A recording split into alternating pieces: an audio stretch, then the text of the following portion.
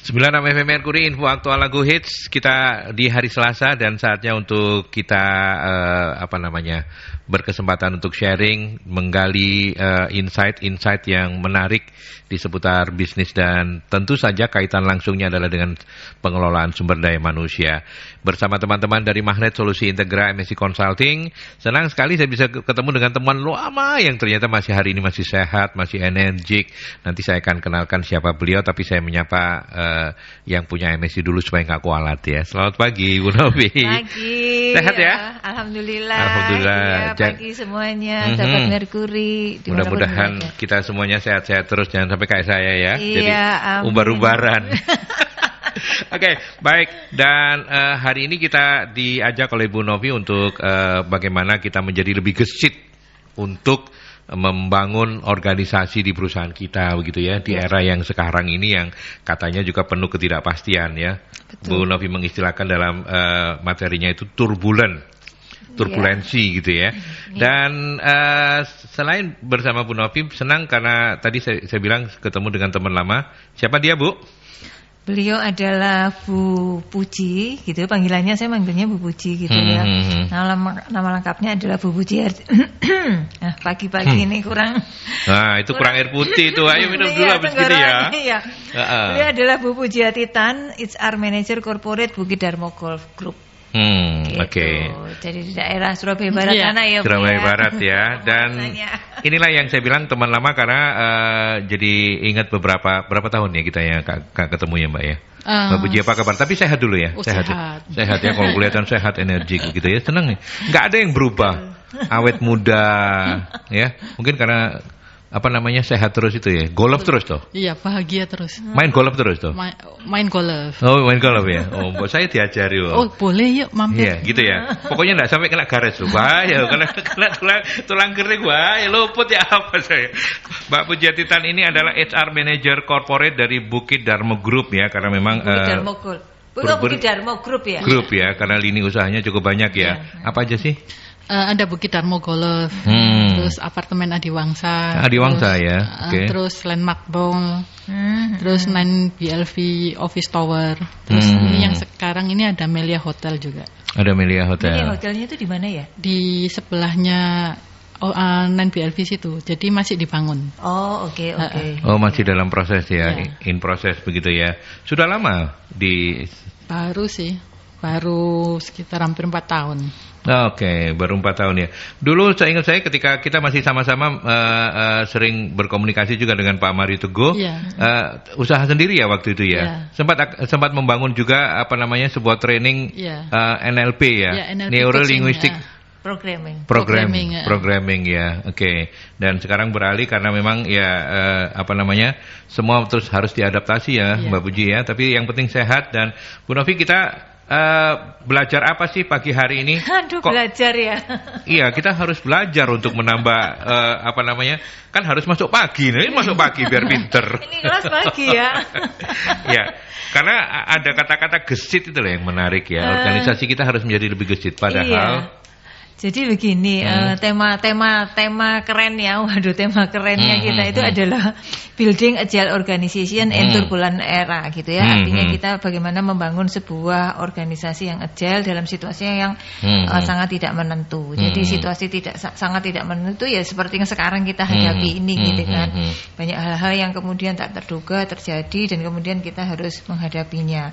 Dan memang sebenarnya kapabilitas sebuah organisasi atau seorang leader itu sebenarnya diukur ketika dia menghadapi ketidakpastian gitu. Karena sebenarnya bagaimana supaya kita tidak mundur atau kemudian kita surut karena ketidakpastian itu, tetapi bagaimana memanfaatkan ketidakpastian ini sebagai sesuatu yang dapat memberikan nilai tambah. Jadi kita mencari mengambil sesuatu peluang yang ada di balik situasi tidak tentu itu untuk kemudian bisa memberikan nilai tambah kepada organisasi. Dan menurut saya ini adalah hal yang penting yang harus kita lakukan pada saat sekarang. Apalagi ketika kita juga tidak pernah tahu kapan ini akan berakhir begitu ya. Betul, ini masih tidak pasti. Sudah jalan setahun pun masih nggak tahu juga mau jelas. apa. Ya, sekarang dari dari profesionalnya, dari yang menjalaninya begitu ya. Kalau MSC kan mungkin lebih banyak memberikan penasehatan gitu. Tapi kalau yang Mbak Puji gimana Mbak? Kondisi COVID terutama properti ya, karena ini kan jualan main bisnisnya kan properti gitu ya. Ya, main bisnisnya properti. Selain properti ada juga golf. Lapangan golf ya. Lapangan golf dan juga ada mall juga. Nah, nantinya ada mall, ada hotel juga gitu ya. Mallnya sudah ada. Mallnya sudah ya. Ya memang semua berdampak ya. Kalau di mall itu kan kayak jam bukanya, ya kan, terus dibatasi. Apalagi yang waktu PSBB itu kan sampai jam 8. Terus, nah itu kan di dalam mall kan juga banyak restoran juga. Nah orang makan malam itu kan mulai jam 7 ya. Nah jam 8 kan belum selesai tapi disuruh bubar itu kan juga repot. Terus mengurangi kapasitas gitu kan. Nah untuk di golf kan juga gitu harus kalau di golf sih lumayan karena kan olahraga outdoor ya. Orang kan jadi lebih suka melakukan olahraga di luar daripada kayak olahraga di dalam kayak fitness dan lain-lain gitu kan. Terus kayak di driving range itu juga anak-anak muda itu mulai banyak melakukan di situ. Ini gitu nanti loh. Mas Aldi diajak ke driving range. Latihan namplek. Latihan namplek apa sih ini? Namplek bola. Namplek bola ya harus jelas. Namplek temennya lah ya ngamuk tuh.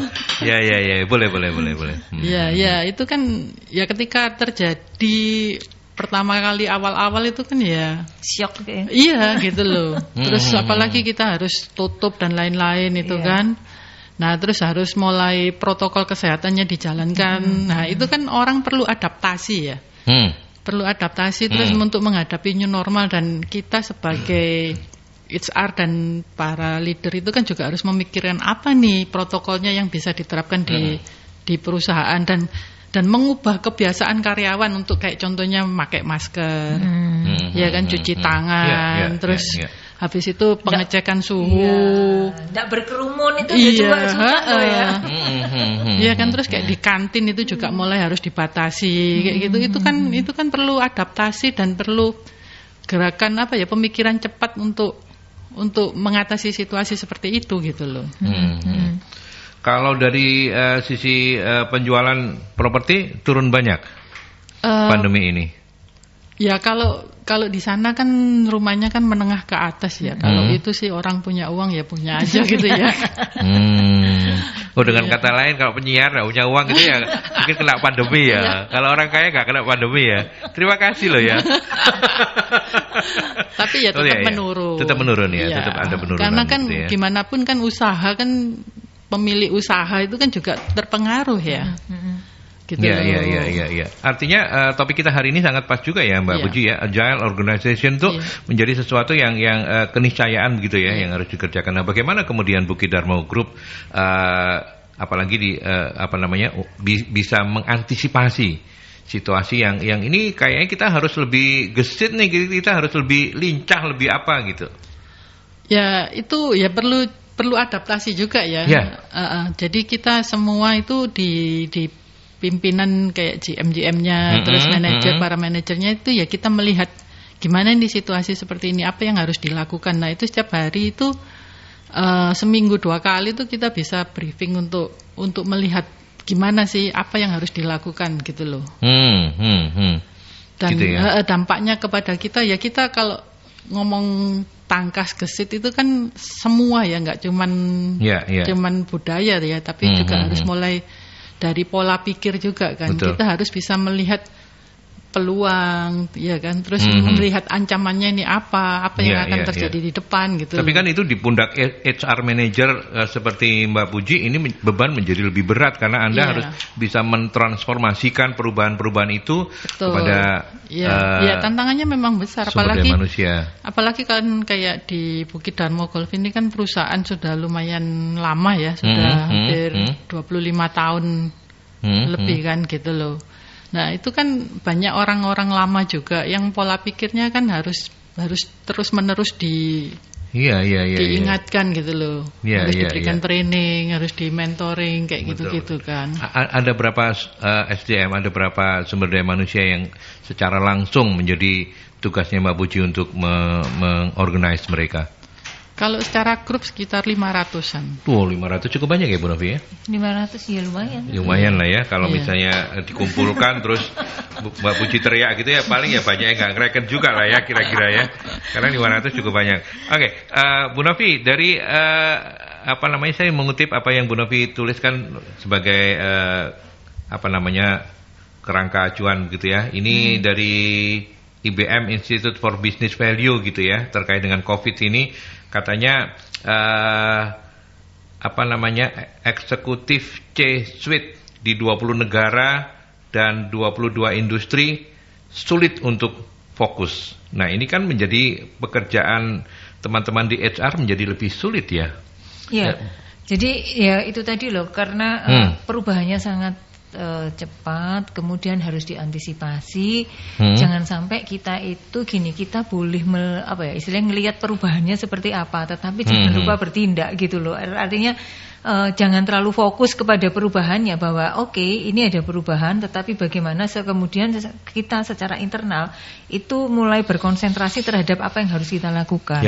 Seperti itu, sehingga kemudian ini menjadi ini menjadi di sebuah kekuatan untuk segera bisa merespon perubahannya. Jadi kalau kita ngelihat perubahan terus kan mungkin kita bingung ya, misalnya kayak misalnya zaman pertama PSBB gitu ya, sekarang PSBB, terus habis itu keluar peraturan apa lagi, terus keluar peraturan apa lagi. Nah, kalau kita ini terlalu ngelihat keluar, sementara kita ini tidak segera mengambil langkah atau tindakan ke dalam, maka ya kita akan bingung, ini apa ya, ini mau kita sikapi seperti ini gitu. Jadi kadang memang pada saat sekarang kita sebagai leader terutama dan juga HR yang kok istilahnya pusat atau center dari orang-orang yang ada di perusahaan itu harus mulai memikirkan bagaimana sebenarnya kita mencoba sebuah strategi gitu ya, kita mencoba sebuah strategi dan kemudian kita harus jalankan, nggak berhasil harus segera dievaluasi, coba lagi yang lain kayak gitu. Jadi ini memang nggak bisa kemudian kayak zaman dulu itu kita bikin RCPP, rencana jangka panjang perusahaan, sudah 5 tahun itu sudah paten, kayak misalnya Repelita kayak gitu ya. Ini kalau sekarang ini nggak bisa, bukan hanya setahun gitu ya. Terus kita nggak bisa memprediksi ke depan ini akan ada apa gitu loh. Betul. Ketika kemudian itu sudah turun habis PSBB situasinya sudah aman, terus kemudian dibuka SPB-nya, meningkat lagi gitu kan. Nah pada saat itu kan kita ini waduh gimana lagi ini harus seperti apa gitu kan. Terus kemudian ya banyak aturan-aturan yang kemudian bikin kita kaget seperti itu. Terus belum lagi juga itu kalau karyawannya kena. Betul. Kalau ada karyawan kena itu kan juga berdampak. Kalau umpamanya sebuah perusahaan kayak contohnya perusahaan rokok itu ya yang ada karyawannya kena langsung ditutup semua Nah itu kan gimana coba? Kan? Tidak boleh berproduksi ya. Terus sampai rokoknya harus ditarik semua gitu kan. Nah kan belum ada juga kan, karena ini istilahnya penyakitnya mendadak ya kan, belum ada jurnal-jurnal penelitian yang mendukung untuk kayak seperti apa umpamanya produksi perusahaan pabrik gitu ya yang memproduksi, apakah produk yang diproduksi ini bisa terkontaminasi atau enggak kayak gitu kan ya. Kayak yang kasus rokok itu kan, apakah rokoknya bisa jadi penyebar virus atau enggak, kan belum ada penelitiannya waktu itu kan. Oke. Baik, nanti kita akan sampai juga perbincangan kita ini di ini kan lagi belajar loh, ini online belajarnya. on air bukan online. Ya, kita lagi nanti kita akan sampai pada pembahasan tentang langkah-langkah praktisnya seperti apa dari sisi konsultan seperti apa. Kemudian kita juga bisa mendengar langsung nanti dari sisi praktisinya, profesionalnya seperti apa. Saya ke iklan dulu ya. Karena iklan ini penting loh buat saya. Ya, kita dengarkan dulu.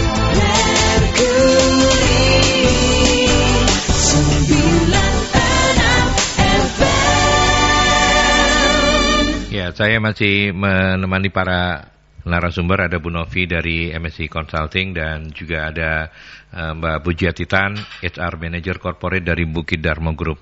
Saya ke Bu Novi lagi. Bu Novi, apa langkah-langkah praktis ketika sahabat-sahabat Merkuri hari ini kemudian terinspirasi untuk membuat organisasinya menjadi lebih lincah, lebih gesit begitu ya? Apa langkah-langkah praktisnya? Jadi begini, tadi kita sampaikan bahwa kita ini mau membangun organisasi. Jadi kalau kita mau membangun organisasi sebenarnya untuk membuat orang-orang yang ada di dalamnya bisa tadi itu sesuai tuntutannya, bisa agile seperti itu tadi. Maka yang perlu kita buat adalah budayanya gitu ya. Karena budaya itu kalau kita bicara itu ikan itu seperti air gitu ya. Kalau manusia itu seperti oksigen gitu.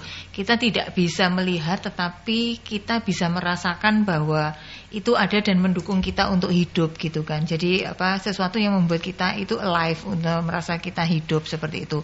Jadi yang pertama dibangun yaitu adalah membangun budayanya.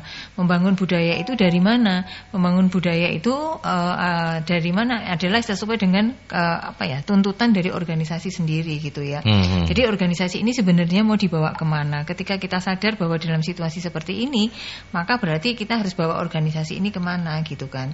Nah kalau kita mau organisasi ini bisa lebih cepat bisa beradaptasi, bisa agile, bisa lebih cepat, responsif dan sebagainya, maka nilai-nilai gitu ya. Jadi nilai-nilai atau values itu yang harus kita bangun supaya kemudian menjadi sebuah kebiasaan, menjadi nilai-nilai atau pola perilaku yang dipakai bertindak oleh semua orang yang ada di sana. Seperti itu. Jadi yang pertama itu misalnya kapabilitasnya itu yang harus ada adalah responsiveness gitu ya. Jadi nilai-nilainya itu harus ada nilai-nilai responsiveness, flexibility dan speed gitu. Flexible, speed dan kemudian satu lagi competence. Competence itu artinya ketika kita mau melakukan 3 hal tadi, maka tetap dibutuhkan orang-orang yang kompeten untuk bisa melakukannya. Seperti itu. Jadi bentuk budayanya dulu gitu. Karena kalau nggak bentuk budayanya itu tidak akan menjadi cara berperilaku yang kemudian dipakai untuk bertindak bersama-sama oleh orang-orang yang ada di sana. Iya. Karena yang harus kita adaptasi ini adalah kebiasaan yang baru ya. Kebiasaan yang baru. Jadi tadi itu mesti dimulai responsif gitu ya, kemudian kecepatan. Ini mau nggak mau gitu loh. Jadi nggak bisa kalau misalnya organisasinya sekarang terlalu birokrasi kayak gitu ya. Ya sudah keputusan-keputusan pasti akan lama. Seperti itu. Terus kemudian juga harus kecepatan, fleksibel seperti itu. Oke, Mbak Puji bisa berbagi inspirasi dong untuk yang sedang mendengarkan program kita pagi hari ini. Kalau Anda bersama teman-teman di Bukit Darmo Group, seperti apa kemudian mengantisipasi situasi ini dengan langkah-langkah praktisnya begitu? Ya, contohnya tadi kan ngomong soal fleksibel ya, kita kan nggak bisa birokrasinya yang terlalu rumit. Contoh yang paling sederhana ketika tahu ada salah satu member lah atau orang yang kena gitu ya. Nah ini kan pasti berdampak kepada kita toh. Nah saya langsung untuk mengadakan rapid test gitu loh. Rapid test langsung manggil untuk di rapid test. Nah kalau dulu kan birokrasinya kan ya harus ngajukan dulu, bikin PR atau apa untuk di ACC, terus uangnya keluar, baru dilakukan seperti itu kan. Nah kalau sekarang ini kan karena harus sesuatu itu harus fleksibel dan cepat tanggap, ya harus segera gitu loh dilakukan. Nah perkara uangnya itu belakangan gitu loh, prosedurnya gitu kan. Nah ini kan cepat tanggapnya itu yang harus jadi kita harus melihat kayak case by case gitu ya situasinya itu, nggak bisa saklek kayak dulu. Kalau dulu memang kan harus saklek ya sesuai prosedur, tapi kalau dalam saat-saat seperti ini gitu ya, lebih ini ya fleksibel ya. Iya, ya, contohnya kayak prioritas gitu lah, yang mana yang penting kerjain dulu. Iya, gitu. Contoh kayak termogan rusak.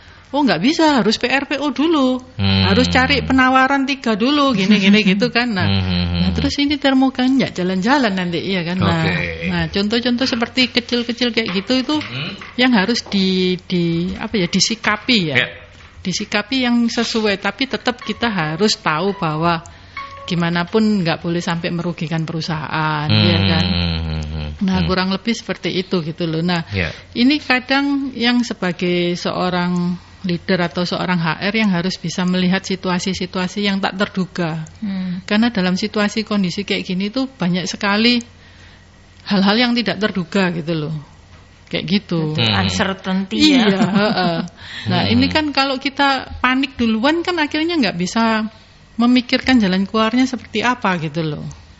Ya tetap koordinasi dengan atasan itu tetap ya, koordinasi dengan pimpinan, direksi itu tetap harus tetap ada gitu kan, nggak asal jalan gitu aja, tapi tetap kita harus tahu kapan saatnya bertindak yang tepat gitu loh. dalam situasi seperti ini. Iya. Apa yang paling sulit untuk kemudian mengadaptasi kebiasaan baru bagi bisnis yang basically itu adalah properti? Apa yang paling sulit? Karena kan mungkin agak berbeda ya Bu Novi ya, nilai-nilainya yang dimiliki oleh perusahaan rokok misalnya atau perusahaan manufacturing food dengan yang di properti ini. Kalau di perusahaan kita sih propertinya nggak terlalu, tapi yang bisnis yang paling jalan tuh ya golfnya ini di golfnya. Kalau properti kan ya sudah jalan gitu. Sudah jalan ya. Sudah lama sudah berdiri, tinggal sisa-sisa berapa aja gitu loh. Jadi yang konsentrasinya sekarang itu di golfnya. Di golfnya. Iya. Karena itu memang dibuka untuk umum ya, bukan hanya untuk yang punya rumah di situ ya. Iya betul. Nah, di mana kita memiliki usaha golf ini, tapi juga menjaga protokol kesehatan kita gitu loh. Contohnya kalau golf car-nya kalau dulu kan bisa dipakai berdua atau rame gitu ya. Nah sekarang itu satu orang gitu, satu golf car satu orang. Gitu, nggak boleh beramai-ramai. Kalau umpamanya kita mengadakan golf bersama, itu protokolnya juga harus dijaga gitu loh. Nggak boleh, maksudnya nggak boleh berkumpul gitu kan. Terus banyak orang yang kalau golf 9 hole itu mulai jalan. Kalau dulu kan pakai golf car, ini jalan sambil jalan pagi sehat gitu, kayak gitu. Kalau dulu awal-awal pandemi berapa hole? 2, 3? Saya nggak ngerti ya. 9. Berarti tahu 9 hole itu apa? Separuh permainan. 9 sama 18. Pinter loh Bu Nafi, jago golf juga ya. Orang tua saya. Oh ya. Bapak saya kebetulan golfer gitu ya. Udah senior sih, udah sepuh gitu. Memang tapi dulu hobinya atlet tapi? Enggak. Bukan, cuman jadi abri tapi hobinya golf gitu. Kayak gitu. Dulu sempat diajak-ajak gitu ya mungkin ya. Kok dengar-dengar ceritanya sampai sekarang pun saya enggak mudeng sebenarnya. Ayo kalau gitu ke tempat saya aja. Boleh ya. Kita main golf. Cari gitu ya. Kalau yang paling banyak berapa? Saya kok kalau 9 dulu kekecilan kalau buat saya. 18. Oh ya itu kecil. Gaya. Belum tahu dia. 18 itu muter sehari. Paling-paling nanti begitu di lapangan 2 hole wis bingung saya. 2 hole hoop sudah. Ya oke. Jadi ya banyak aturan-aturan yang kemudian harus terutama ketika protokol kesehatan ya. Tetapi kemudian sekarang ini kalau boleh dibilang Mbak Puji, apakah orang datang ke lapangan golf untuk bermain golf itu sudah balik seperti, artinya orang sudah tidak terlalu takut lagi dengan pandemi atau tetap saja? Ya tetap, tapi mereka lebih suka ya karena kan kena matahari pagi. Jadi sekarang kecenderungannya itu mainnya pagi hari. Gantinya berjemur ya? Iya, gantinya berjemur. Jadi mainnya pagi hari, terus habis main langsung pulang. Kalau dulu kan sering duduk-duduk dulu. Kongko gitu ya. Terus kalau sekarang enggak, begitu selesai main pulang. Terus kalau dulu habis main mandi dulu di locker, itu sekarang enggak berani. Kayak gitu. Ya.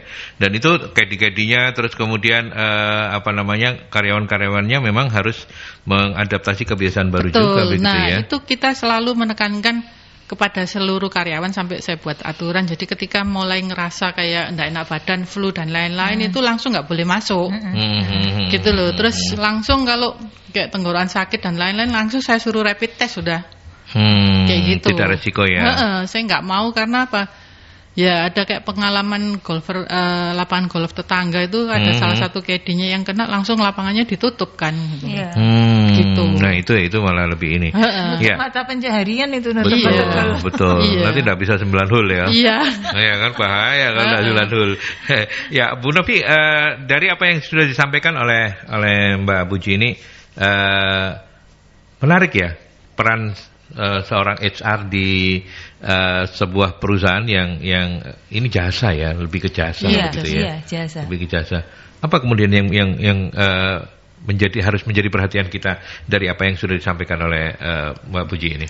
Sebenarnya tadi itu saya bahwa memang peran HR itu cukup besar di dalam situasi seperti ini. Tetapi saya yakin juga Bu Puji sepakat bahwa ini peran semua leader yang seperti itu.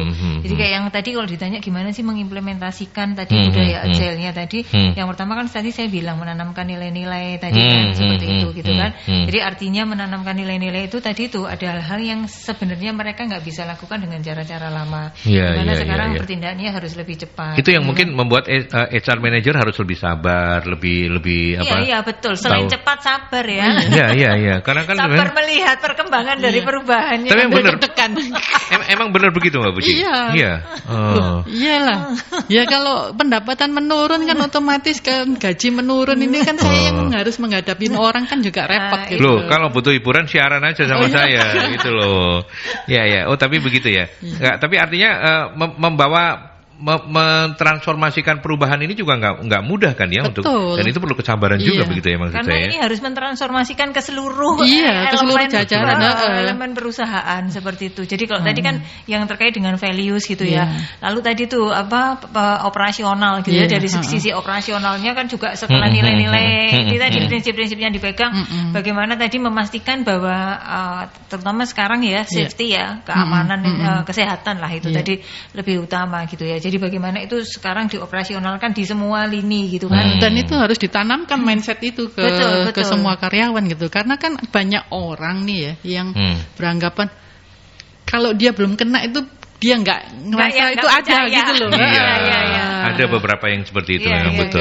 Terus dianggap nggak apa-apa gitu loh. Buktinya nggak ada apa-apa gitu ya. Oke. Terus dia jadi ceroboh gitu kan. Terus nggak mau pakai masker lah. Terus ya seenaknya. Nah itu kan perlu dibangun itu seperti itu.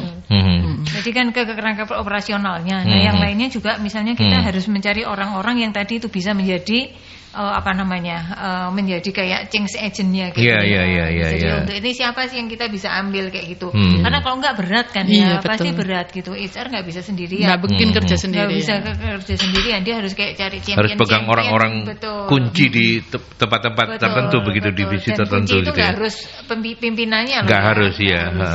Jadi bagaimana mentransformasikan itu tadi bahwa itu penting. Kemudian ini tadi misalnya yang paling gampang adalah tadi kan satu terhadap safety ya, terhadap keamanan dari penyakit yang seperti sekarang. Tetapi juga kan operasional harus jalan. Jadi bagaimana caranya, di satu sisi mereka juga memikirkan cara yang tetap aman gitu, tetapi operasionalnya ini tetap efisien, jalan dan tetap efisien. Ini tidak gampang gitu. Ini yang kalau menurut saya ini yang sekarang paling susah. Jadi karena orang itu ya wes cara kerjaku lo tahun-tahunan kayak gitu kan. Terus ini pakai dirubah gitu. Jadi meskipun di sini kesadarannya sudah muncul, ternyata di dalam ini ketika mereka harus merubah yang mengganggu kenyamanan mereka, itu nggak mudah juga gitu loh. Nah itu yang kemudian menurut saya itu tantangan yang cukup sulitnya gitu. Jadi mencari cara yang efisien dengan cara kerja yang ada yang tadi itu tetap harus memenuhi protokol kesehatan. Seperti itu. Kenapa cara efisien tadi harus dicari? Karena itu tadi kita nggak bisa. Ini kan cost itu harus diefektifkan gitu ya. Kalau gampang efisien diefektifkan, semua harus sumber daya harus dioptimalisasi. Kita nggak bisa pakai orang sejumlah yang sama seperti sebelumnya. Jadi ini cara-cara bagaimana istilahnya replikasi pekerjaan itu dihilangkan, yang redundant dihilangkan proses-prosesnya kayak gitu, sehingga kemudian kita dapatkan sebuah proses yang benar-benar efektif, efisien, tetapi tidak mengurangi satu mutu gitu kan. Standar pelayanan yang kita sudah berikan kepada customer kita. Oke, baik. Kalau Anda seorang HR manager dan kemudian Anda juga ingin sharing-sharing bagaimana dengan perusahaan Anda, mungkin di lini usaha yang berbeda, silakan di 0315620096 atau juga melalui WhatsApp boleh di 0817300096. Saya ke Posko, Neil. Iya, Aldi, ini ada Pak Prasetyo. Beliau menanyakan perusahaan yang bagaimana yang harus bertransformasi menjadi agile. Kemudian Mbak Meka menanyakan di kondisi seperti sekarang ini apa yang paling dasar perlu dipersiapkan agar perusahaan itu bisa fleksibel.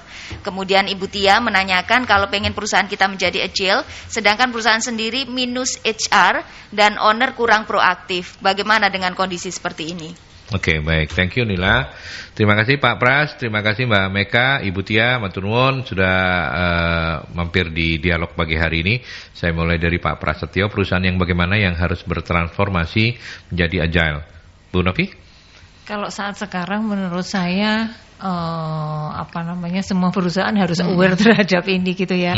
Karena mau nggak mau meskipun kelihatannya kita aman nih gitu ya, kelihatannya aman gitu, tapi misalnya nih rumah sakit, bisnis rumah sakit ini yang setahu ketika awal-awal COVID itu mereka yang merasa istilahnya pendapatannya turun karena pasien-pasien yang biasa datang itu akhirnya kan takut ke rumah sakit. Kalau nggak benar-benar kepaksa mereka nggak akan datang ke rumah sakit. Seperti itu terus nakesnya juga pada ketakutan terhadap kalau mereka tertular ketika ada pasien-pasien seperti itu. Jadi kayak misalnya ini saya kasih contoh, industri rumah sakit pada awalnya itu benar-benar yang mereka itu tercekam dengan situasi seperti ini karena mereka yang harus menghadapinya gitu ya, harus mengatasinya dengan orang-orang yang pada saat itu nggak ngerti tadi protokolernya kesehatannya harus kayak gimana, tadi itu kan benar-benar baru.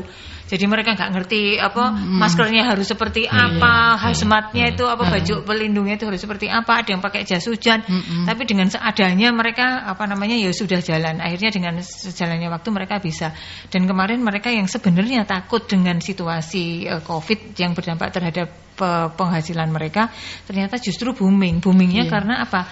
Jumlah pasien tidak banyak, tetapi karena mereka juga menjadi rumah sakit perujukan COVID, itu kemudian mereka justru mendapatkan penambahan pendapatan revenue-nya dari sana seperti itu. Setelah mereka naik nih gitu, kalau ini sekarang kan COVID akhirnya ada vaksin dan sebagainya kan akhirnya akan nurun nih.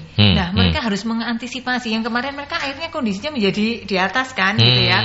Nah ketika COVID sudah turun nanti, akankah mereka akan tetap ada di atas terus? Nah ini yang saya tadi tanya pertanyaan perusahaan seperti apa yang harus siap bertransformasi. Even perusahaan yang pada saat sekarang ini posisinya sedang boomingnya itu harus siap dengan kata-kata transformasi. Seperti tadi ketika vaksin sudah ada, kemudian orang makin sadar kesehatan, vaksinnya juga dari mana-mana akan didatangkan, semua lapisan masyarakat akan mendapatkan ininya, sehingga kan peluang untuk orang sakit menjadi kurang gitu. Nah mereka harus seperti apa menangkap peluang yang lainnya, ini peluang apa yang bisa ditangkap gitu loh.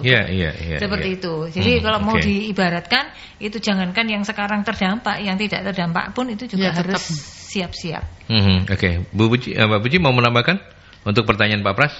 Perusahaan seperti apa yang perlu bertransformasi? Ya saya rasa semua ya, kalau kalau perusahaan tidak transformasi dia tidak akan bisa menghadapi perubahan. Loh, karena ya perubahan itu akan selalu ada. Betul. Gitu loh. Nah, yang sekarang ini di perusahaan kan juga akan menua ya. Ya kan menua, kalau kita nggak mempersiapkan generasi yang akan menggantikan, tiba-tiba ini nggak ada, ini akan kehilangan leadernya gitu loh. Nah, kalau kehilangan leadernya kan akan susah gitu kan. Ya, jadi semua tetap harus melihat. Makanya kan tadi kan harus memikirkan visi misinya, jangka panjangnya 5 tahun ke 3 tahun ke depan ini seperti apa, 5 tahun ke depan seperti apa. Nah, itu kan juga harus mulai dipikirkan dengan jajaran teratas kan. Untuk gimana perusahaan ini tidak jadi gemuk. Karena kalau perusahaan yang gemuk kan akan susah lincahnya itu ya. Jadi tetap ramping tapi efektif dan bisa menjalankan bisnisnya ini dengan baik gitu. Nah itu kan juga transformasi kan untuk perubahan kayak gitu. Ya. Karena transformasi ini memang sangat luas begitu ya. Tapi saya kalau mendengar kata-kata menua itu jadi ingat zaman kita masih bersama Pak Mari Teguh ya. Kita ini menjadi menua, melambat, itu kan bahasa-bahasa beliau kan kayak begitu ya. Oke, tetapi menarik ya. Oke, nanti kita lanjutkan kembali. Saya break dulu sebelum menjawab pertanyaan dari Mbak Meka dan juga Ibu Tia. Kita ke pesan-pesan dulu sahabat Mercury.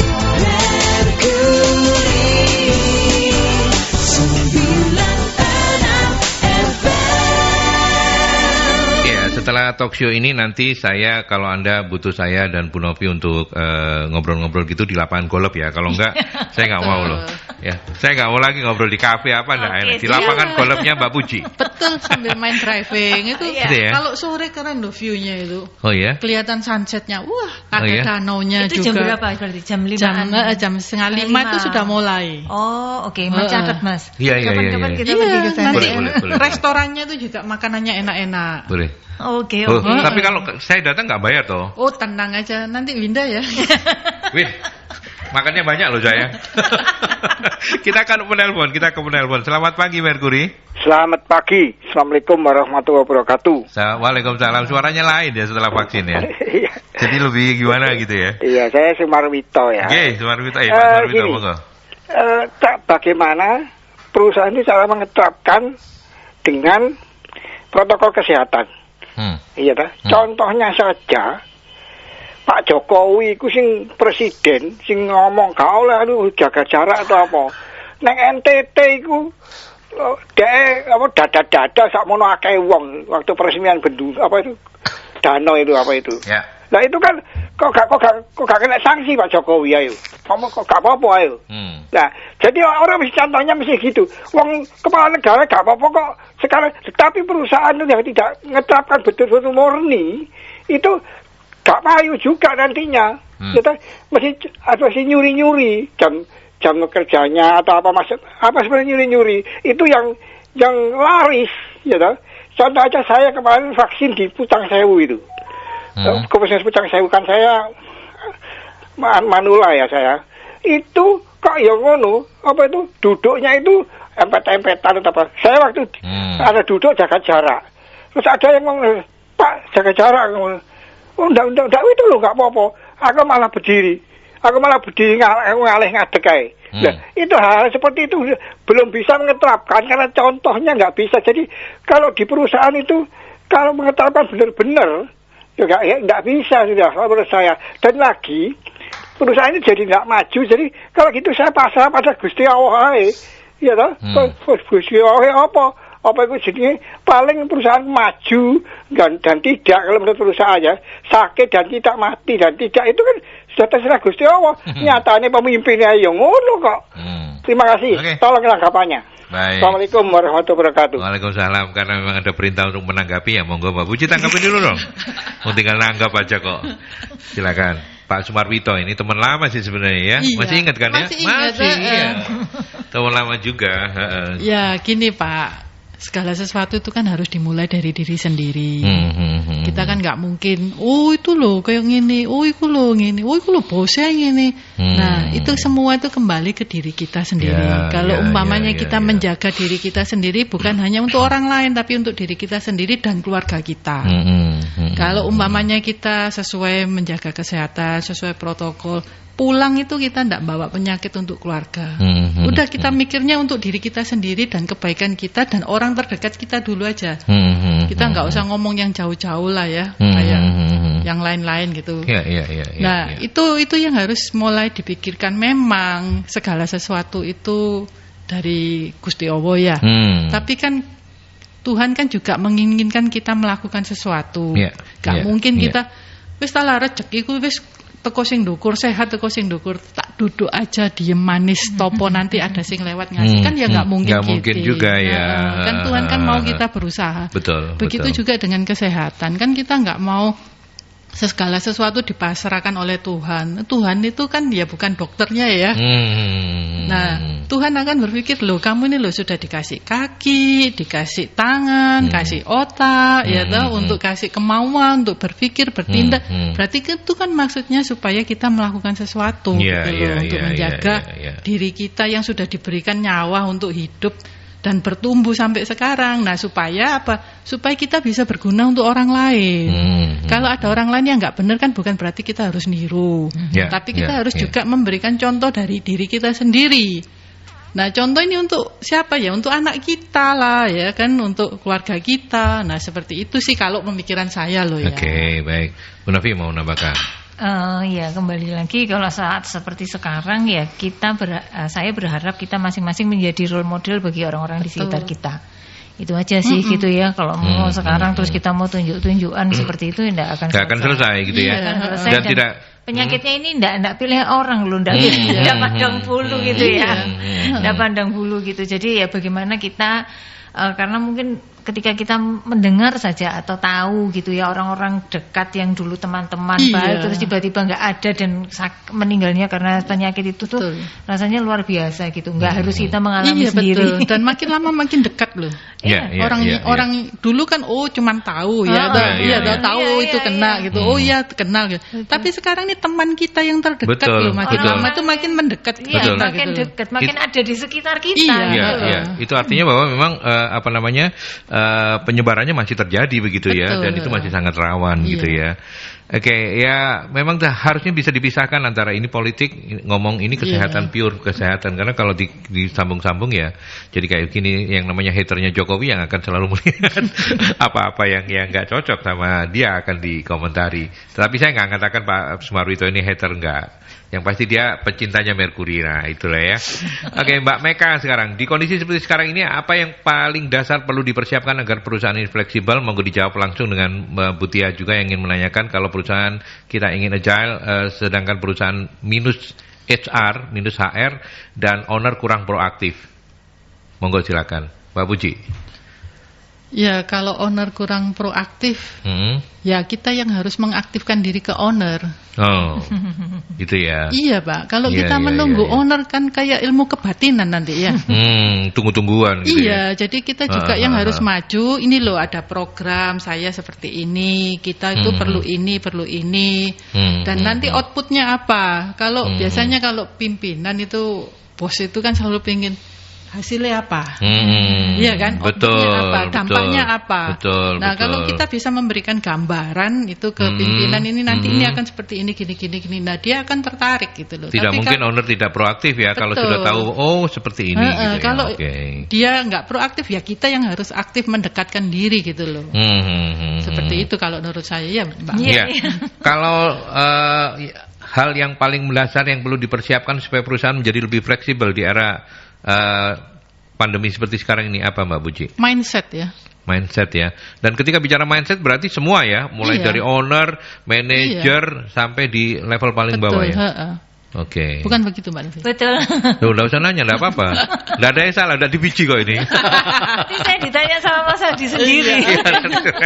Tetapi artinya mindset, kemudian bagaimana mentransformasikan ini? Ini yang harus diterapkan dan diingatkan secara terus-menerus berkala ya. Mungkin itu melalui training, melalui coaching, mentoring. Nah, dan itu selalu diawasi gitu. Nah, yang awasi bukan hanya HR aja. Jadi kalau kayak kesehatan kita harus punya gugus tugas gitu kan ya. Terus kalau umpamanya di lapangan kayak di operasional itu ya mulai level-level supervisor lah. Ya untuk selalu diingatkan dan di mentoring terus. Oh ini loh seperti ini gitu kan. Nah kalau ada anak buahnya kelihatan yang melenceng dari tracknya ya harus diberitahu gitu loh. Gitu. Ya. Itu cara-cara langkah-langkah praktisnya seperti itu ya kira-kira ya. Oke. Nah, sekarang kita balik ke suhunya ini. Suhunya silakan, suhu ada waktu 5 menit untuk jawab Mbak Meka dan Ibu Tia. Oke, gitu jadi ya. bagaimana sih secara basic supaya tetap fleksibel? Menurut saya mungkin pakai 4 acuan ini aja gitu ya. Jadi menyiapkan orangnya gitu. Orang dimulai dari mindset tadi sudah disampaikan oleh Bu Puji gitu ya. Jadi mindsetnya harus tadi itu karena kita bicara agile gitu ya supaya kemudian kita fleksibel. Maka itu tadi mindsetnya harus bahwa kita harus selalu mencari cara baru yang lebih baik dari apa yang sekarang kita kerjakan gitu kan. Nah, dari mindset ini kemudian nanti pastinya akan ini kan dari masing-masing orang. Ini harus dibungkus dengan tadi itu budaya. Budaya itu munculnya dari values. Artinya ketika kita kemudian mengencourage orang-orang untuk punya cara berpikir seperti itu, budayanya juga harus mendukung gitu. Karena kalau budayanya tidak mendukung gitu ya, misalnya apa-apa harus membuat tadi itu pengajuan itu harus bertahap. Kalau nggak ada ACC nanti kena surat peringatan misalnya seperti itu. Nah, dalam situasi seperti sekarang itu sudah pastinya harus sudah harus dimodifikasi gitu ya, harus lebih disesuaikan seperti itu. Jadi values-valuesnya ini coba dilihat apakah masih benar-benar tadi itu bisa menuju ke arah apa yang kita inginkan, seperti itu. Nah, terus tadi itu berarti kalau values tadi, kalau ini masih berhubungan orang dan values atau budaya ini masih berhubungan, karena apa? Berarti ini kita cari orang-orang yang apa? Orang yang selalu mau belajar gitu ya. Karena tadi mindset itu tidak akan berubah kalau orang itu tidak punya informasi baru gitu. Kalau informasinya tetap aja ya pasti mindsetnya akan tetap kan. Tapi kalau setiap saat dia selalu mau belajar, artinya informasi-informasi yang dia dapatkan itu selalu baru, maka dia pasti akan pelan-pelan akan terbuka gitu ya. Jadi dengan seperti itu dia akan lebih bisa menerima perubahan. Nah, orang yang mau menerima perubahan pada akhirnya mereka pasti akan mau lebih belajar terus. Nah, tadi itu budayanya juga harus mendukung bagaimana orang supaya tetap mau belajar. Mau belajar harus dibuat apa? Kerangka operasionalnya.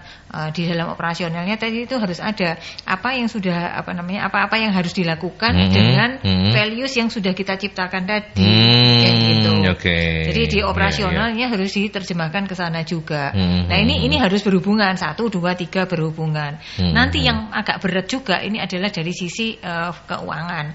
Itu polisinya perusahaan itu mendukung ke fleksibilitas atau enggak? Karena kalau kita setuju ke arah ke sana, maka kita harus spend untuk dana untuk pengembangan, untuk inovasi, untuk research, untuk development. Karena kalau enggak ya itu tadi ya cuman wacana gitu. Jadi kalau misalnya kita mau cara kerja menjadi lebih baik, berarti kan misalnya yang tadi itu administrasinya terlalu banyak bejibun. Bagaimana supaya kemudian pekerjaan dikerjakan oleh 5 atau 6 orang ini bisa oleh 1 orang? Berarti harus pakai sistem dong gitu kan. Nah, pakai sistem berarti pada saat sekarang kita harus invest gitu kan. Seperti itu. Terus kemudian selain sistem tadi misalnya situasi baru membutuhkan produk-produk yang baru yang lebih sesuai dengan kebutuhan customer kayak gitu kan. Berarti apa gitu? Kita harus riset pasarnya, terus kemudian kita harus kalau misalnya manufaktur mereka harus develop produk-produk baru yang lebih sesuai dengan kebutuhan. Seperti itu. Mungkin bikin masker aja itu kan dulu evolusinya banyak tuh ya. Masker tuh modelnya yang cuma kayak kain kotak ditempelin. Diikat, sekarang modelnya macam-macam. Warnanya macam-macam lah, disulam lah, dikasih apalah gitu. Macam-macam kayak gitu. Sampai ini gantungannya masker juga ada kayak gitu kan. Jadi harus ada tadi itu dana juga yang mau di-spendkan untuk keperluan itu tadi, sehingga ini semua akan berjalan secara beriringan. Seperti itu. Baik, Mbak Puji mau menambahkan sesuatu? Ya, rasanya cukup ya. Cukup.